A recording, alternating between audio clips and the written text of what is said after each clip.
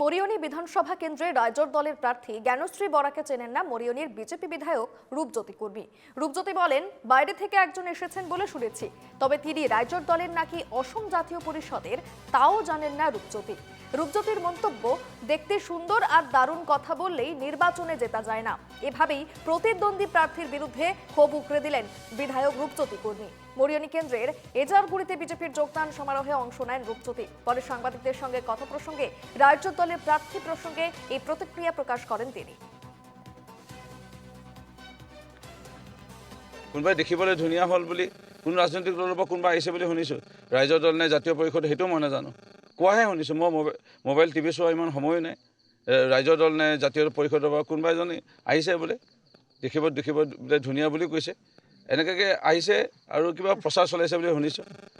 এতিয়া মানুহে লোকেল চালানীৰ কথা কৈছে যে ফোন কৰিলে কাক পাম, কামক মাতিলে কোনে সহায় কৰিব আমাক। মোক আকৌ চবেই ধনু বুলিও জানে, বহুত মানুহে ৰূপজ্যোতি কৰ্মী বুলিও নাজানে। মৰিয়নি সমষ্টিত ধনু বুলি মই পৰিচিত হয় মৰিয়নি সমষ্টিত। তে ইয়াত মই মোৰ মা দিনৰ পৰা আজি ৩৫ বছৰে, মানে ৯০ চনৰ পৰা কিমান মানুহৰ বিয়া, কিমান মানুহৰ হয়তো হস্পিটেলৰ পৰা মানে মৃতদেহ আনিবলৈ মৃত্যুৰ পিছত চাগে সহায় কৰিছোঁ। নাৰিকল ৰছী বান্ধি, তেতিয়া আছিলে ধৰাত নাৰিকল ৰছী বান্ধি মৃতদেহ এম্বেচেডৰ গাড়ীত পিছপিনে বহাই কিমান মানুহক আনিলোঁ।